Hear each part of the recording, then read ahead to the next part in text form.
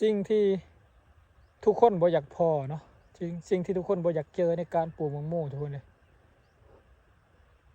เดี๋ยวสิมาเล่าสู่ฟังนะว่ามันเป็นยังก็คือนี่เห็นบ่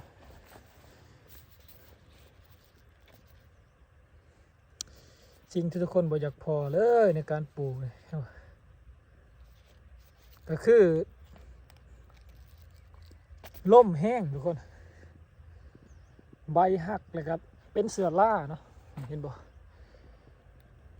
มันใบกรอบค่ะนี่มือว่านนี่ล่มแห้งเลยประมาณ3 มือล่มเนาะใบกรอบใบยังเขามือนี้นะบ่ล่มทุกคนมือนี้สงัดเลยกันน้ำหมอกตกเนาะแตงโมกำลังใหญ่ไปดีๆแล้วก็มาสงักหน่อยนึงนี่มันเกิดอาการล่มแห้งมันผัดไหว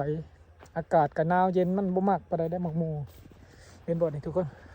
นี่มันเป็นนั่นนี่เนาะทราบประสบการณ์ของเจ้าเก่ามันน่าจะเป็นเสือล่าเนาะเสือล่าว่าน้ำร่มนี่แหละกะว่ากันบ่พลาดได้เลยประมาณนี้แหละทุกคนมื้อนี้สงัดดีมื้อนี้บ่ล่มบ่มีล่มเลยสงัดค่อนข้างจะโอเคดีอยู่มันก็เงาไปหน่อยนึงยังวะ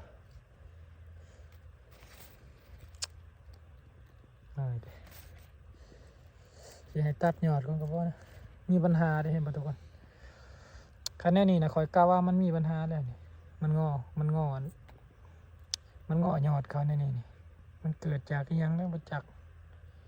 ว่าเป็นเพียเขายอดมันหรือเปล่าแต่ก็ยัง แต่ก็ยังงามเติบอยู่ทางนี้ก็ดีเห็นบ่ทุกคนเห็นบ่เกิดจากลมแห้งนะนี่ใบมันเป็นใบใหม่กรอบเขาจะคือมันแผ่ยานี่เด้อคอยคิดว่ามันน่าจะเป็นจากเสือล่าเนาะมันน่าจะเกิดจากล่าน้ำค้างหรือว่ามันมาน้ำล่มนะว่าแต่มันล่มแห้งเนี่ยมันอยากเป็นนั่นนี่เลยลังเทือบ่ล่มก็เป็นลังเทือเนาะตะกี้นะคอยคิดว่ามันน่าจะแผ่ยาเนาะคิดว่ามันแผ่ยานะบัดสังเกตมาเรื่อยๆแหละมันบ่แม่นนึงเพราะว่าคอยสังเกตเห็นตอนนั้นฮะเขาบ่ได้ฉีดยังเลยนะเขาไปเห็นบัดมันวุ้มขอนี่โอ้ยมันบ่แม่นเลยแล้วน่าจะเกิดจากล่าน้ำค้างเขาเอิ้นหรือโรคยังกับมันเบิ่งยอดมีปัญหาทุกคนเห็นบ่น่าจะมีปัญหาเลยเห็นบ่สังเกตเขาต้องสังเกตแตงเขาเนาะนี่แหละ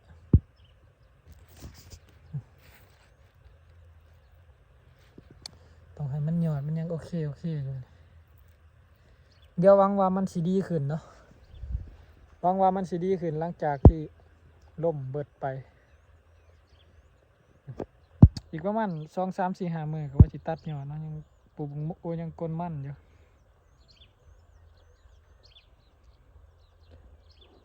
เป็นคือกันเบิดเดี๋ยวพาพี่น้องย่าลงเบิ่งให้ลุมก่อน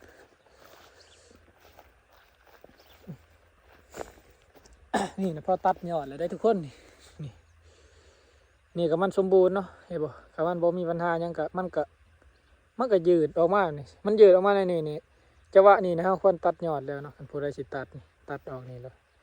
มันก็แตกออกมานำมันอีกเฮาก็สิเอาเฮาก็เลือกเอานำมันนี่ประมาณ3-4 แหนงนี่แหละอยู่นำมันออกมา3-4 5 แหนงก็ปาไว้เบิดผู้ใดจะคัดก็คัดเนาะเฮาก็เอาไว้หน่วยนึงต้นนึงนี่ต้นนี้เนี่ยสมมติว่าต้นนี้เนี่ยมันมี4-5 แหนงนั่นหลังจากที่เราตัดออกมาเราก็เลือกเอาหมากในแหนงที่มันสมบูรณ์ที่สุดนะเลือกเอาหมากที่แหนงสมบูรณ์ที่สุดหรือว่ามันหน่วยนั้นมันใหญ่โอเคเลยกันเลือกเอาเลยหน่วยเดียวถึงมันสิมี4-5 แหนงกับยาเนาะในต้นเดียวนี่เอาไว้หน่วยเดียวพอสงสัยน่าสิมีบงทุกคนเบิ่ง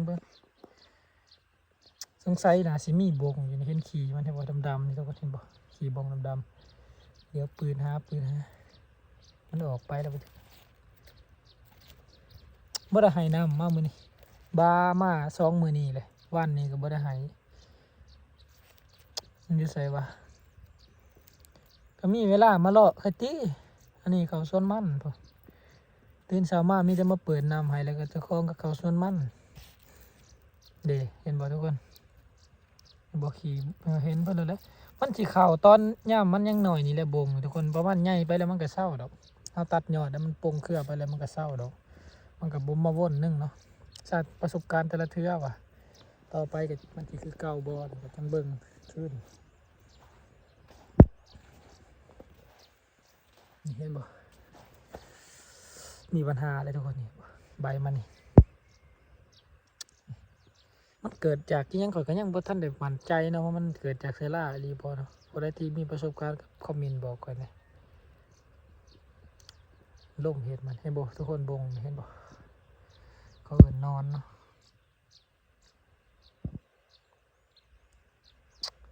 มันบ่โฟกัสให้แล้วนี่เห็นเลยบีบทิ่มเลยอย่าให้มันเลือ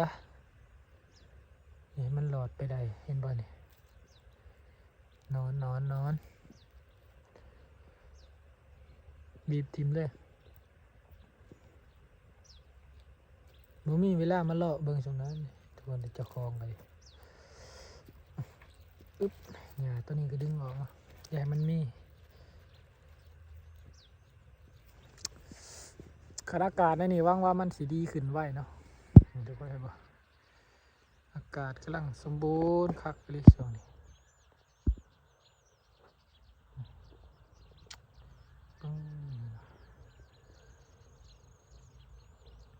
พ่อตัดหยอดอะไรทุกคน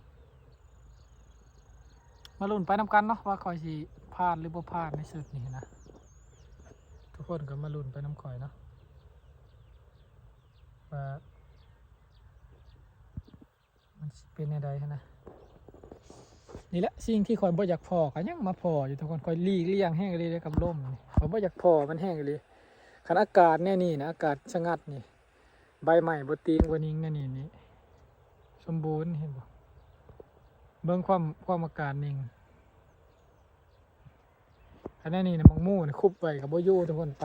ตรวจเลยนี่เห็นบ่ บงเขาเนาะบงพยายามขามันเนาะเดี๋ยวมันก็นี่แบบมันใหญ่ไปนี่มันมีปัญหาทุกคนเห็นบ่โอ้โหมันเป็นน้ำยังข่อยกับประจักษ์คือกันหัวจักแต่ว่ามันมีปัญหาเนาะยอดมันงอแวบลงมาอย่างนี้แสดงว่ามันมีปัญหาอะไรนี่มีแต่เขาตัดยอดแกลบนี่ไปเลยตัวมันพอตัดเลยใครได้ตัวมันยังบ่พอตัดมันบ่ทันขัดเนาะ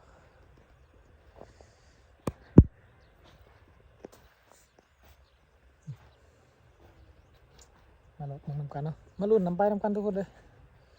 คอยกับบ่ค่อยเวลาถ่ายคลิปให้พี่น้องเดี๋ยวเบิ่งนำกันกันเถอะกันดิมันบ่ค่อยว่างเลยก็เป็นคือกันบ่ก็บ่ได้เป็นคู่ตนหรอกครับประมาณ40-50%พูดแล้วเป็นแบบใบกรอบก่อนนี่เห็นบ่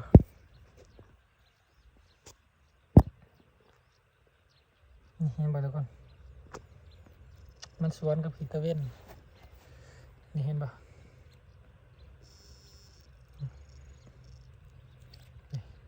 หลวงโม่เขากำลังใหญ่งามดีๆเนาะไปมาเป็นในนี่3นี่น่าจะเกิดจากล่าน้ำค้างนี่แหละค่อยกะว่าหากแต่ว่าค่อยฉีดยาไปแล้วบ้านนี่ฉีดยาไว้บ้านไม่รู้ว่าสิเป็นอะไรแล้วอ่ะทุกคนคลิปนี้ก็ขอลาซ้ำนี่เลยขอโตขึ้นเมื่อก่อนไปหากวนมั่นโตนะคนใดอ่ะมียังได้สีอัปเดตสุพี่สุนองพังเนาะว่ามันสีหลอดหรือสีรวงก็คลิปนี้ก็ลาไปเพียงสำหรับคลิปหน้าพบกันใหม่เด้อก็ขอสบายดี